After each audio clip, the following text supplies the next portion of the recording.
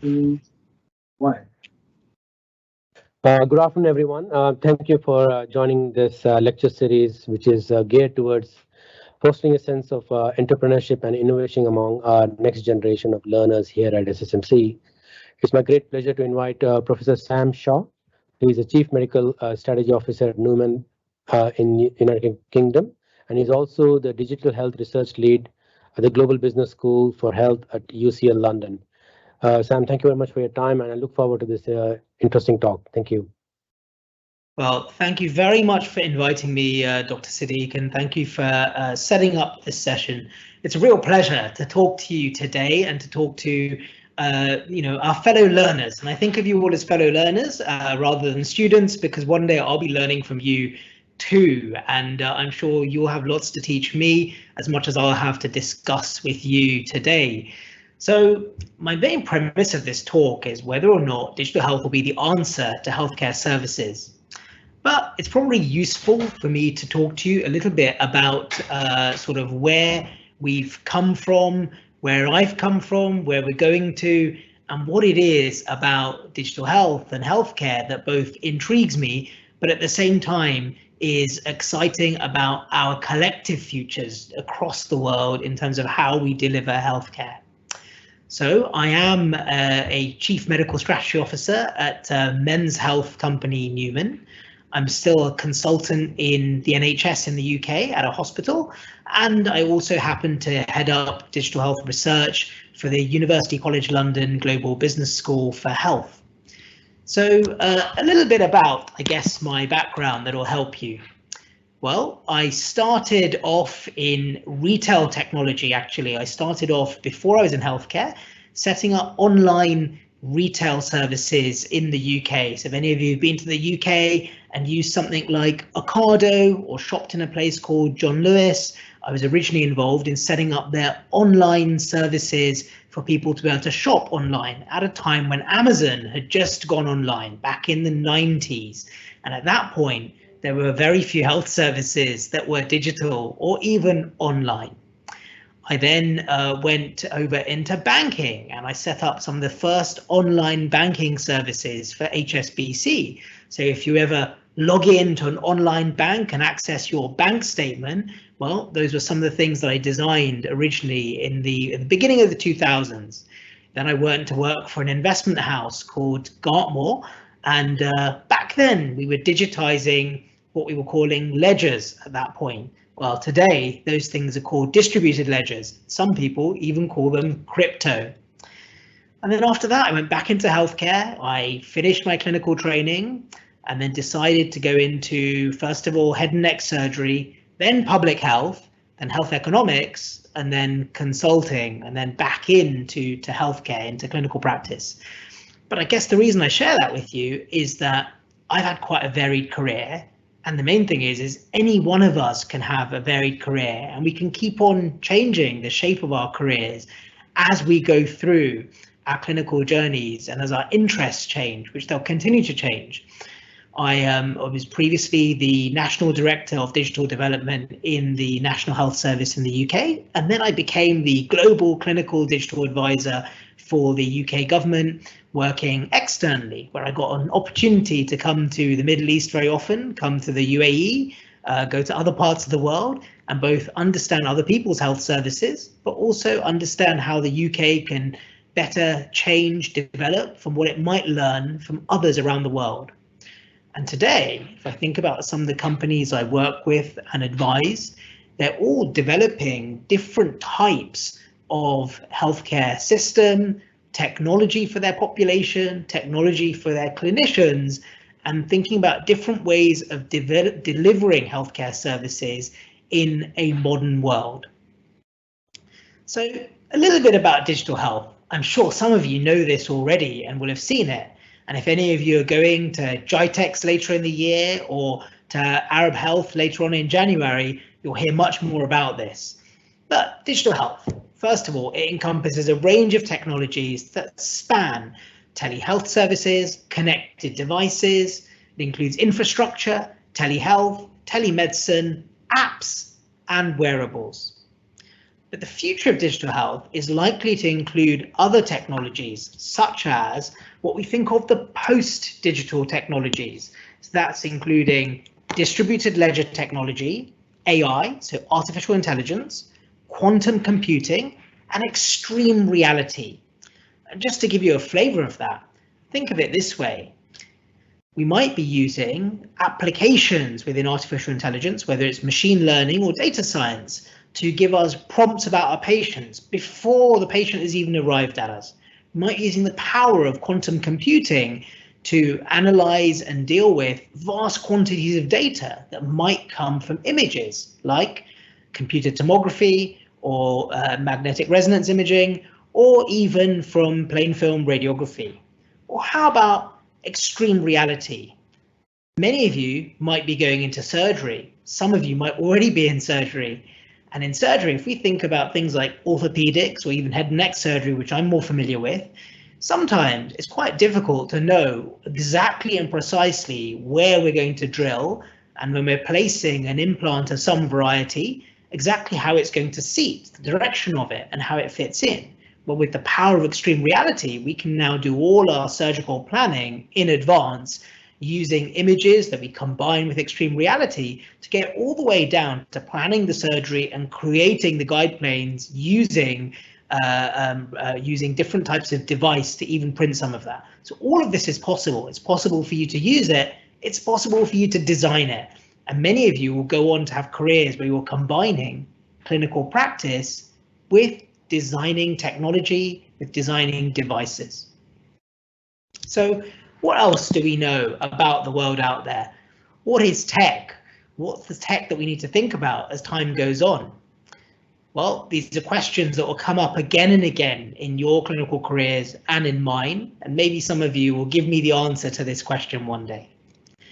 So expenditure in healthcare is increasing around the world. This is not unique to any one part of the world, but it's increasing in every part of the world.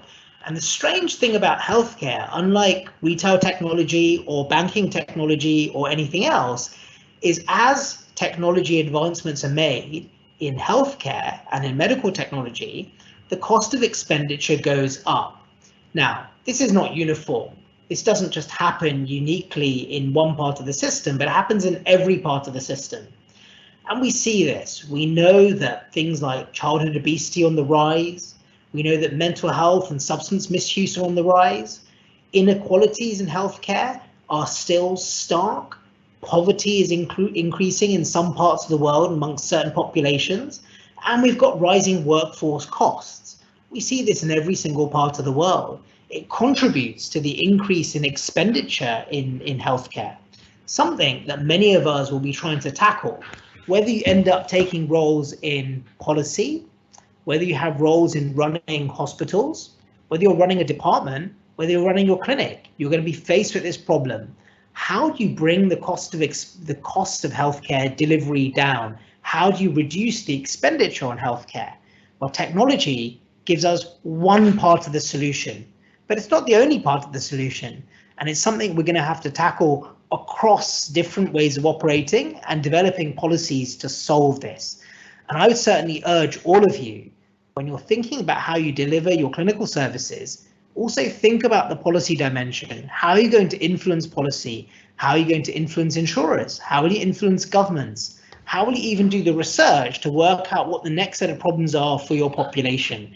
And do ask yourself this question, but do immerse yourself in epidemiology, in public health. Get involved with research. Get involved with research around health tech. So what do we know about child health, digital child health, population health, and how has it moved? Well, it hasn't moved very far, whether it's in adult health, in child health, or any other form of digital health. Most of it is still operating in the traditional ways that we operated in, probably going back 50 years, 70 years, 100 years.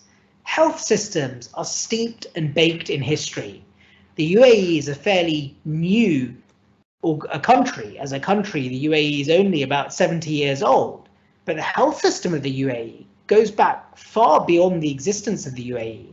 And if we think about any health system around the world, it adapts and adopts learned behaviors, ways of working that come from elsewhere. So the challenges we face in any healthcare system are fairly similar. I'll start off back to front here. We've got legacy systems and ways of working. None of us learn what we do simply by ourselves in health system. It's often taught to us, but the people teaching our ways of working, whether it's medicine, surgery, or anything else, but they also teach us legacy. They teach us learned behaviors, ways of working that they've learned. So we end up with legacy systems that not only go back as far as our own countries, but go back much further because we learn from the people before us, and they learn from the people before them, and they learn from other systems. So most of the health systems in the Western world, in the Middle East, and in, I suppose, most parts of the Middle East European region come from the Babylonian health systems. So the Babylonian health system originated in Babylon, in what is today Iraq. And those health systems have been the health systems that evolved in Europe, in the UK, and even in the US. So our ways of working date back, not a couple of hundred years, but actually more than 1,000 years. And if we think about that legacy and way of working, that's also a learned response that's come into our digital ways of working. We've got to be really careful that we don't transfer a physical way of working into a digital health system. And when we think about digital health system, how do we really transform healthcare? We've also got things like the regulatory complexity. In any one country, that regulatory complexity is built and designed around historic way of working and a physical way of seeing patients. But does that regulatory complexity make sense in a digital world? Should we really be paying less for an online interaction than a physical interaction? Do we really need the same safeguards online as we do in a physical environment, or do we need new ways of working and new regulatory barriers, but also policy that will help enable digital healthcare? Is our ecosystem mature enough? For example, if we think about an environment like the UAE, whether it's Dubai, Abu Dhabi, Northern Emirates, we've got such a complexity of providers. In an environment like Dubai, we've got a very buoyant private market, especially if I think about going down towards Jumeirah Beach and around there. I've got an abundance of aesthetic clinics in this ecosystem. If I go to Abu Dhabi, I've got much more of a publicly dominated health system. And if I go to the Northern Emirates, I may have, even relative to Dubai and Abu Dhabi, I might have a less mature ecosystem in some regards, but more mature in others. If I think about, for example, everything like the health integration engine there, the overarching EHR, you have something like Malafi. This is fairly unique in an ecosystem. It doesn't exist in other parts of the world. So that could be seen as an enabler in your ecosystem when we think of digital health. And I know Dr. Rahul Goyal spoke to you about his work and obviously the instrumental work he and others have done in things like Malafi. We've got economic factors. In a publicly funded health system, the drivers for digital change are very different to one in a privately funded health system. When a place like the UAE and most parts of the GCC, you have a blend of public and private. In the UK, for example, it's much more of a publicly dominated health system. Political challenges. Populations are changing. We no longer have populations that will be done to. People are asking questions about their data, about their privacy, about their rights. Even in an environment like the Emirates, or KSA, or anywhere else, the same questions are emerging from the population. In a very different environment like the UK or Europe, those political challenges play out in a different way. And what about the way in which our technical systems are set up? Is our data flowing in a way that allows digital health to exist? When I was in a retail environment, the benefit to the retailer, the financial benefit drove the development of systems. The systems were the best they could be. The technical barriers were reduced because the end game was effectively growth financially for the retailer. But in health systems, it's not just about financial growth, it's about the best outcome as well. So how do we create a technical environment that allows our patients to have the best experience, for them to have the best outcome, for our clinicians to have the least burden, and for the financial health of the health system to continue? These are difficult things to balance. And it takes us back to those funding mechanisms. Then there's things like culture, how we balance the culture of the health system. For any of us, we might have come from an environment where we're used to operating with deference. The next person up the chain knows best. The person above them knows best. Do we ever dare challenge? Do we work in a different way? But in a digital health environment, those barriers, those cultural barriers, are flattened much more. So we do have to think about how we operate in a digital health environment that might be quite different to a physical environment. And what about our acceptance of risk? In any health system around the world, and certainly ones I've dealt with, patients are going to die. It's a certainty. How they die, why they die, is a question we have to ask ourselves. And how we develop systems to avoid that risk in the best way possible is something we need to really install and instill and adopt within our digital health systems. And when we think about digital health, we shouldn't think about them with the absence of risk, but with the acceptance of risk and risk tolerance that is proportionate to the health system. Of course, patients are going to suffer harm. It's inevitable. But how we reduce that harm and how we reduce the risk of death is a thing that we as clinicians need to really bring to the front. And that's why clinical safety is important in designing digital health systems. So around the world, we know there are more than 4 billion internet users. There are more than 5 billion unique mobile users and more than 3.5 billion social media users.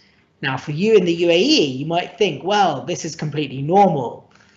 But in many parts of the world, this is, of course, not normal. If we were to go to the East, to India or China, this is very different. Whilst they might be digitally savvy, they don't have the same degree of internet penetration that you do in the UAE. Even in the UK, they're not as advanced in terms of internet penetration as you are in the UAE. I can go anywhere in the UAE and pretty much be guaranteed that I'll have high-speed internet available to me, whether it's through Wi-Fi or anything else. If I go to certain parts of the UK, I will not have that luxury. And certainly in the East, I will not have that luxury. So our population has an expectation. Our users, our citizens have an expectation of how they connect, how they interact, and what their expectations are of healthcare. This is an example from the UK. About 3/4 of the population are online every day. But for those of you listening, you might know that the UAE is the most digitally penetrated place in the world at 99% digital penetration. If you were to look at the global Hootsuite digital index, you will find that the UAE is the most digitally penetrated place in the world. There is nowhere else in the world that has the degree of digital penetration, internet penetration, that the UAE does. This is incredible. This means the opportunity to put healthcare in the hands of your population through the art of digital is greater than anywhere else. But our utilization of the internet and digital tools is not homogeneous. It is heterogeneous. The way I might use digital and online tools for my retail shopping might be very advanced. My ability to use it for banking might be very advanced. But my ability to use it for healthcare might be a bit lower. Our digital literacy varies with the modality we're using it through. And so when we're designing digital health products, we need to think about the needs of our users, how they might interact, and what might happen.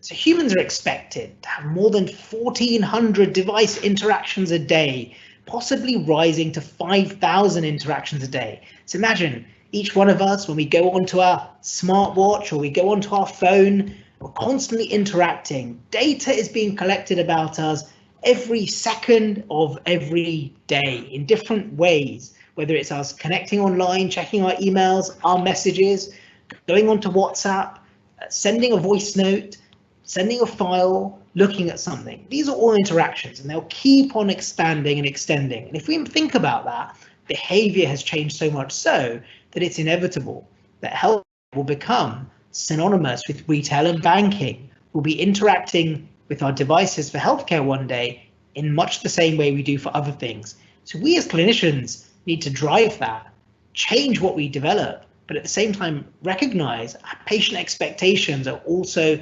increasing the whole time, but we have to be much more responsive to our patients than we might have done once upon a time. No longer are patients going to walk into our consulting rooms, sit in our consulting suite, we're going to have to think about how we attract those patients in, give them the best information, and give them the best experience. So some estimate that more than that telehealth interactions increased 78 times in the first month of COVID than ever before. Now, the UAE is unique. The UAE made a definitive decision to close down for COVID and start up again post-COVID, and it didn't hesitate, it didn't stop. Other parts of the world went up and down. So we saw telehealth interactions go up and down during that period. But it doesn't really matter. What it did is it changed and shifted the way in which populations interact for healthcare in a way that we can't go back on. So over a quarter of all healthcare interactions are now believed to take place over telehealth. This is very different to before COVID. And certainly, as you probably know, the regulations in the UAE changed to allow this, and they changed in other parts of the world to allow this as well. So it's something we know about interactions that take place. 88% of people out there using some form of digital technology for health-related purposes. So this is for looking for information, they're going to websites, apps, wearables, and all of these things are contributing to the way in which they draw on digital health. That's a lot. 88% of people using some form of technology for digital health related purposes. That's a lot of interactions, and it tells us something. You know something about a younger population. Adolescents aged 14 to 19 and females are more likely to say they didn't use any digital tools. That's interesting. These are people that are probably going to be future users of healthcare, but they're not currently using them. Why is that? Why has that happened? We need to ask ourselves what we haven't done to make our digital health interactions the best they can be for that group. So it's a question we have to pose ourselves next time we think about the design. Why is that the case? Fitness was the most popular response for male and female respondents. They were those identifying as other gender required mental health support more commonly than maybe other things. And that's something we need to really think about with the mental health dimension of digital health, which is often forgotten and overlooked, but something that's increasingly more important. But digital health is really already in people's hands. There are more than 350,000 digital health apps available to consumers out there. The average quality of those products is variable, and this is where we need to get into the question of digital health evaluation. Now, downloads are heavily skewed. They're skewed towards those things, so basically if we look at 83% of the apps out there in digital health, they were installed fewer than 5,000 times and collectively accounting for less than 1% of total downloads. That's incredible. 83% of apps were installed fewer than 5,000 times, and they only account for less than 1% of the total downloads. Well, that tells us something. That tells us the majority of the digital health apps out there aren't really very well used, and they're probably not very useful. Approximately 110 dominant apps have each been downloaded more than 10 million times, and they make up more than 50% of total downloads. Now, why do I share this with you? Patients are downloading apps all the time, whether it's in the UAE, the UK, Australia, the US, any other part of the world. They're downloading these products. They're doing things, they're following instructions. How do we know if any of these things are any good? And this is where we come on to digital health evaluation. Now, there are evaluation tools available all around the world. I will talk to you about the one that I'm most familiar with because I'm part of the team that's involved at University College London developing this, but you can find others. So you can freely access this tool. If you go to the UK government website, so gov.uk, and you were to search for digital health evaluation, you will find freely available to you these digital health evaluation tools. And these tools give you a way of evaluating digital health products.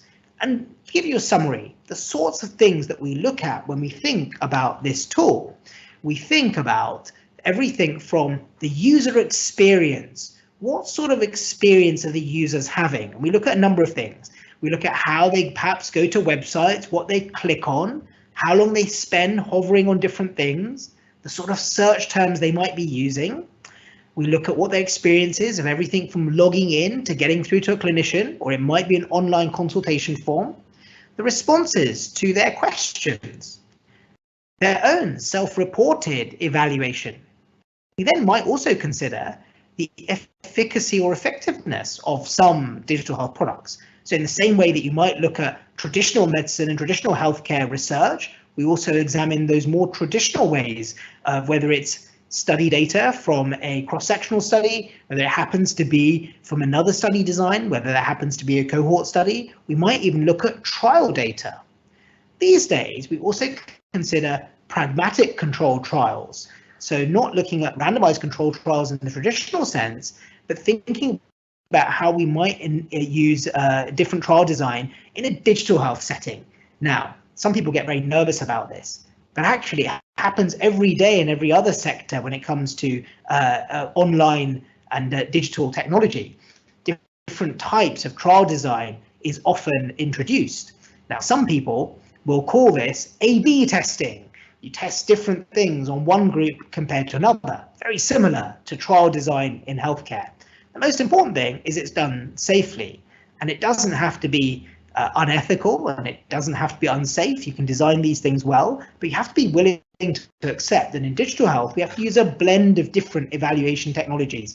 There isn't a one size fits all. It's never going to be just a randomized control trial or a cohort study or even a systematic review or a meta-analysis, because the data or the underlying studies may not exist. We have to be willing to accept that a range of different study designs will be used when we're evaluating digital health products or even designing digital health products. And I would certainly recommend to all of you, if you're thinking about digital health, you're thinking about designing any med tech, use a range of evaluation tools. And it won't be one, it will be a mixture. I think of this as a mixed methods approach. We also try and use qualitative design, user research. We ask people, what do they think? What do they like? One of the best that I was involved with for myself was using user research and using user labs to test the online flow for the online healthcare service of the UK, NHS Online or 111 Online. And this is now one of the most widely used clinical decision support tools that patients use themselves. It has more than 30 million interactions a year. And we tested this by creating labs where we asked patients to go through wireframes and understand what they liked about them, what they didn't. And that helped us make the design more intuitive for patients. Now, why this matters, and I go back to this 83% versus the sort of, or the 1% of downloads versus 50%. If people like the product, they're more likely to use it. If it's designed in a way that suits them, they're more likely to use it. So when you're designing digital health products, or even if you're selecting them, have a look at what type of evaluation was undertaken, have a look at what you can ask about the user research, and think about the user experience. There's a reason that many of us might use Apple devices or Android devices. We might like the look and feel of them. They're nice to look at, they feel nice, the experience is great. But why can't we bring this into healthcare for our patients? Why do you make them log into 20,000 different forms? Why do you make them share their information again and again? Why do you make it really difficult for them to transfer information between healthcare providers?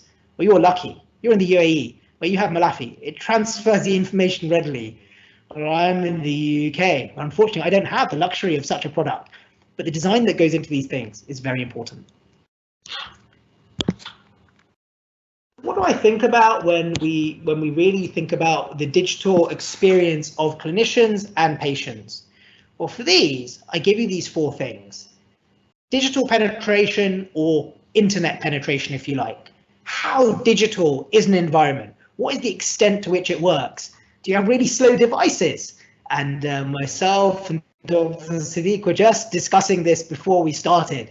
And certainly in the places like the UK, we sometimes have very slow devices. So it's very difficult to get online into our hospital systems. What about digital literacy? To what extent do people really have the digital skills that allow them to use technology, whether it's patients and their families, whether it's us as clinicians? What about digital poverty? To what extent can people afford to get online? Well, in the UAE, you often have free internet access in a lot of places, but that's not the same everywhere in the world. But even if it's free, do you have to pay extra to get the right level of data? And then digital disengagement. You can give somebody all the skills in the world, but they might remain disengaged. And often 13% of any population remains digitally disengaged. So even though the UAE might be the most digitally penetrated place in the world with such access to the internet, it might still have a population that 13% might be digitally disengaged. And for those people, we still have to design some services that are physically accessible and do not forget those that are digitally disengaged. So when I think about that makeup of the population, I know 12 to 13% of any population is normally digitally disengaged.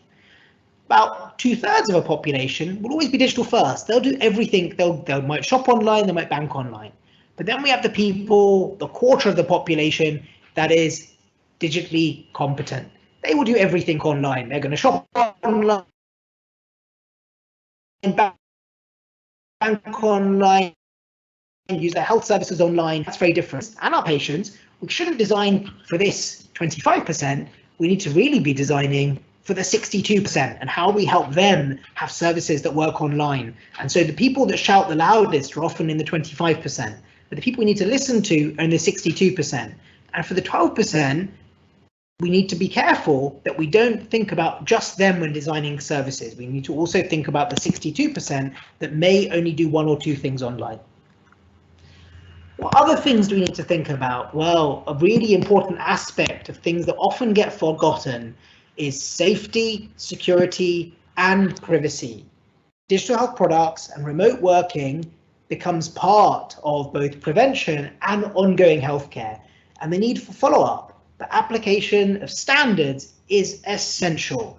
We need to think about how we make our systems safe. So what security protocols are in place for clinical safety? So are our tools and our systems we're developing, are they safe? And we think of that as device safety or clinical safety. Then there's security. Have we got the right security protocols in place? Are people using unsecure environments where people might be able to hack the way in which they're interacting for healthcare? And will their interaction remain secure the whole way through so the outcome is safe? And there's privacy. Is their data, does it remain private? Are people simply sharing other people's results over WhatsApp or other channels, or are we using private routes that the patient has consented to, but also that their data remains private and isn't going to be shared in a way that wasn't intended? Now, during COVID, a lot of sharing took place that wasn't private. We were sharing our results with hotels, with airports, with retailers, with all sorts of people. Will we really do this about our infection status in any other environment? What are the other ways we can keep this private and keep our results private, but achieve the outcome? As we design services for the next pandemic, we need to really respect and value people's privacy, and it's incumbent on all of us to do that, including how we share data and images over WhatsApp, because this is a global problem, not just a problem in any one of our countries.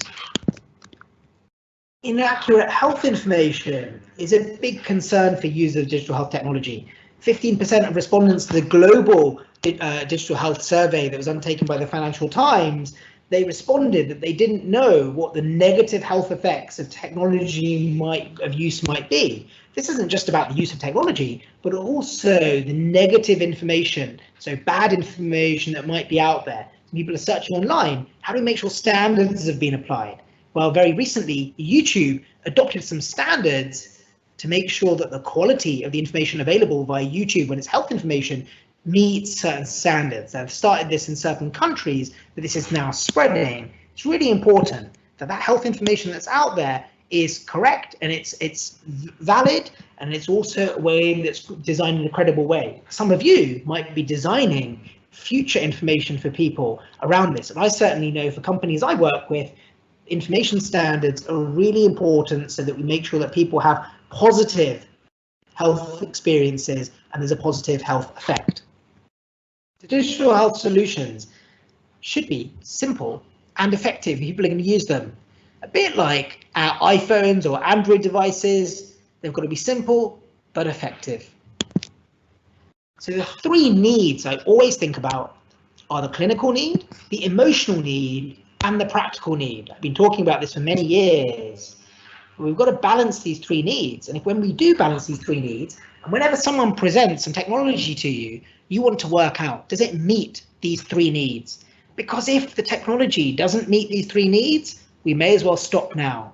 And it can't be any one of these, but all three of these are really important, because otherwise technology doesn't work for the user. It simply might work to meet a clinical need, but it won't meet an emotional need or practical need. I'll give you an example of this.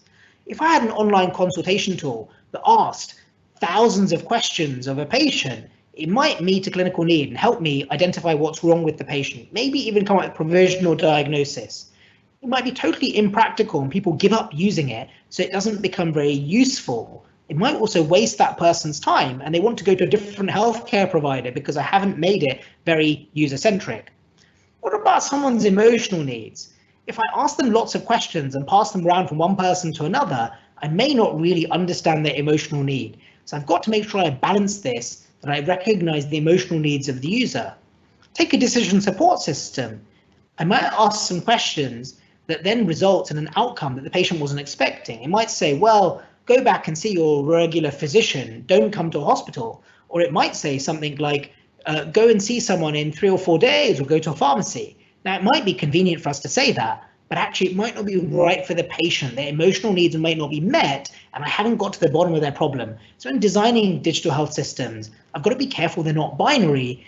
And for an element of that, I've got to try and work out what someone's emotional needs are. And have I met their needs? Have I met their experience? And this is something we have to build into the design of digital health services. Otherwise, patients will jump around the system. Internet of Things. It's an old term, but it still exists. You're going to have this right now. Patients will be using monitoring systems, diagnostic support tools, smart devices, wearables, automated medication delivery systems, and even ingestible sensors. But there are other things that are coming on the horizon very quickly, and all of these things emit a lot of data. But when they do, we worry about something called sensoritis that affects us as clinicians. Too much data. What happens when we log into an EHR or an EMR and we're bombarded with prompts and messages and lots of sudden reports that are coming up? What do we do with all of this? Doesn't make it easy for us to do our jobs. If we've got a way of applying data science and machine learning, we can be much smarter about using the right data from the patient so we avoid sensoritis. A very good colleague, Rand Balika, came up with the term sensoritis. And what he's referring to was the problem that we have when we have too many devices giving us too many prompts. As clinicians, we might have a phone. And if we think about right now our lives, you might get a message, a text message. You might get a WhatsApp message. You get an email. You get a Telegram message, a Signal message, some other message, a prompt on your smart device, something else that pings off.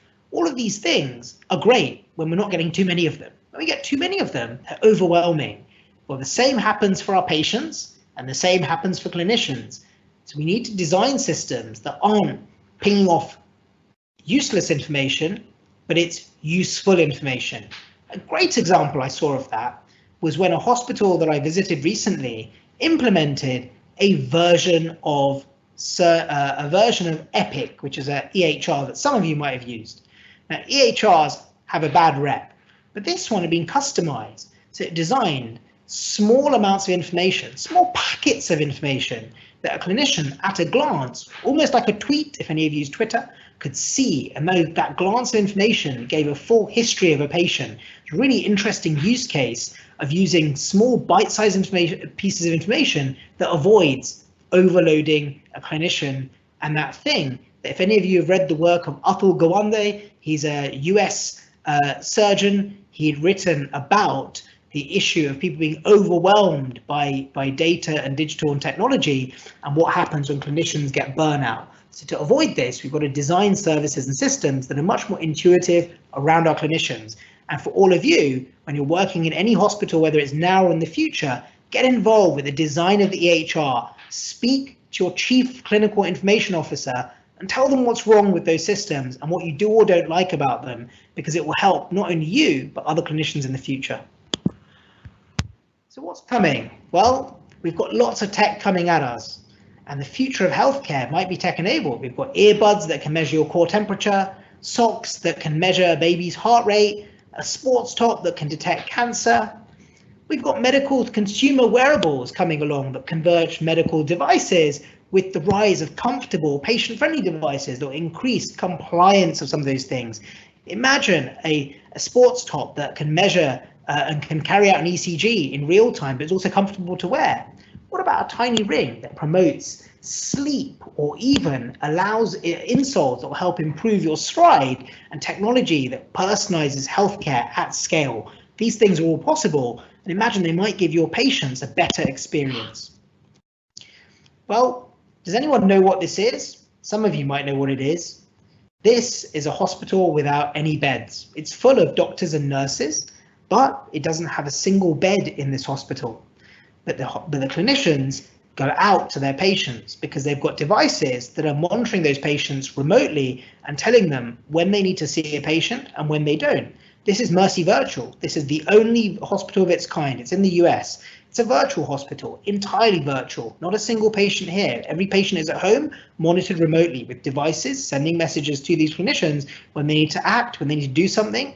The meds are sent to patients remotely, and everything is sent to them in their own homes. And so not a single patient in this hospital. This could be the hospital of our future. And some of you might be designing one of these, you might be working one of these, you might be creating one of these. So I do hope one day I'm going to come to learn from one of you in one of these hospitals that you might build there in the UAE. Thanks for listening. Very, very open to questions now. If any of you want to contact me, here are my online details. Thank you, Sam, for this excellent talk, actually. Sam, if the audience want to ask any questions, please feel free to type it in the chat box and I'll ask it on your behalf. Sam, I think you touched this on various aspects of your talk, but even though we see that the current system, as you said, was designed probably thousands of years ago. I should say it's hundreds of years ago, but you made me think it's probably thousands of years ago, the current system of way we practice or deliver healthcare. And there's a lot of waste, a lot of money is being spent, processes are outdated. Why hasn't there been a disruption in this sector like we've seen in e-commerce or fashion tech? Why isn't there a startup which is able to go B2C and go head on with, say, Mayo Clinic, Cleveland Clinic, or Seha? I think this is such an important question in every part of the world, and I come up against this time and time again. I think there are a fundamental set of problems. The first one is we don't necessarily build health systems around our users. We tend to build them around, first of all, our payment models, second of all, around maybe our clinicians and the way of working, and eventually around the patients. So we design our systems around the way in which we want to work and what's important for us, and mainly financial viability and our regulation. That doesn't mean necessarily that we build things around our clinicians. Now, partly the problem there is our patients even, and our patients and people and citizens don't always drive the design. And sometimes it comes from a view that doctor knows best. And maybe we do about the medicine and the healthcare, but we may not about the individual's experience. So that's the first area that I touch on, which is the experience of the user. We don't spend enough time understanding the user, understanding their needs, and understanding what drives them. So the second thing though is I don't think healthcare has been very good at adapting and adopting from other sectors. In retail, we recognize that by giving people an amazing experience, by creating beautiful design, by creating services that people like, they're more likely to use them. So actually there can be a win-win. People are more likely to go online or go to these services or use services through online portals and other things. And that might make them more likely to trust those things and more likely to stick with those things. But in healthcare, we haven't really taken that approach in the same way. So one thing I would always say to healthcare policymakers, funders, decision makers, is think about how you can better engage patients as people. And there's a lot to learn from big tech, from retail, from banking. They found a way to capture the patient and keep them engaged. And not just keep them engaged in that one interaction, but think of that longitudinal relationship with the patient. Now, for many of us as clinicians, physicians, surgeons, we are going to have developed those longitudinal relationships with our patients to keep them engaged. Because if we keep them engaged, they're more likely to come back to us and stay with us. That's important. One, we can keep them healthy, but also they pay the bills. So we need to think about how we design services that keep people engaged for longer, not just one-off interactions. We've given a prescription and off they go, or we've issued a diagnostic and off they go, but keep them engaged, give them value in a way they may not have had before. And banks have got very good at this. Retailers have got extremely good at this. But in healthcare, we're still not good at this. We're still used to a very transactional model. And unfortunately, in the online world, when everyone else is not transactional, we need to move away from that transactional model to that longitudinal model. Next, though, comes regulation. Our regulation is built in a physical world. It's not built in the online world. So our regulations have to change and adapt to that online way of working. If you imagine, not that long ago in the UAE, it wasn't possible to have a video consultation with a patient because the regulations prohibited it. It's still not possible to necessarily remotely dispense medicines to patient in the way that we might want to from a complete online end-to-end interaction. We don't even have digital therapeutics. So until the end-to-end experience is accepted and our digital health services are designed end-to-end around the patient, I don't really see us moving to the same type of experience that retailers and bankers have come up with or have accepted. Because they recognize that by creating these amazing experiences, patients will benefit, but they will also benefit. And for healthcare, we haven't quite got there. So my recommendation to anyone designing any system is design around the patient's needs end to end. And in our case, also design around the clinician's needs.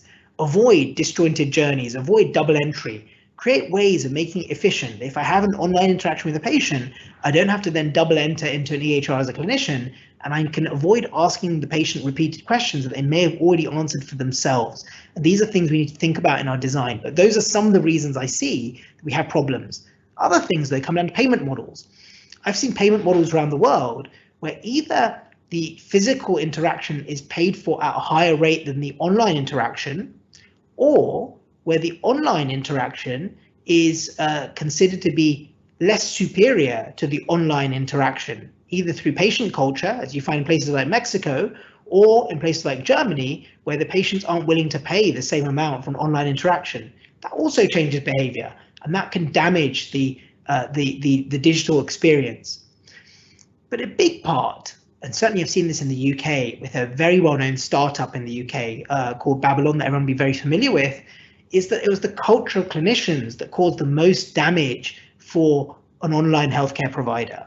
Clinicians were so against these big providers that that was one of the big points that damaged these online things. I would say to all clinicians, embrace a hybrid world.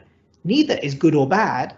It's whatever you can make safe, secure, and sufficiently private that gives the best experience to clinician and patient for the right circumstances. And that's the thing we should focus on. So those are some of the things that I think cause those barriers. I think the next two questions are related to your last statement. I'm going to read them out, I think, so you can answer them in the order you feel is best. From Dr. Faisal, before thinking about patients, tech adoption among clinicians is a major challenge. Despite the resources, where are we going wrong? And there's one more from an anonymous person. Can you give an example of how you managed to bridge the gap in understanding between senior management and digital technology solutions?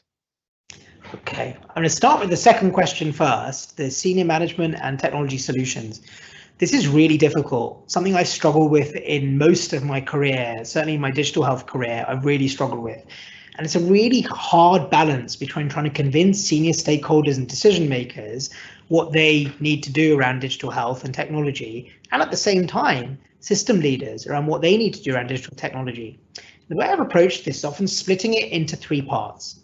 The first is thinking about it from the clinician's perspective. So for senior clinicians, telling them what's in it for them, how their life will become easier, and how we reduce the burden. And I can't underestimate reducing the burden. If you've got a technology solution that you want to convince a senior clinical manager, you want to help them understand how to reduce the burden on them and their clinical workforce, how to make the workforce more productive, more efficient, better and safer outcomes. Then there's the finance people, the people that hold the money around a technology solution. For them, propositions often around how it's going to save money. And I tell them about the efficiency savings, how much it will save them in the long term, how it might reduce their insurance premiums, how it might reduce, and I don't mean the insurance premium for the patient, the insurance premium for the provider.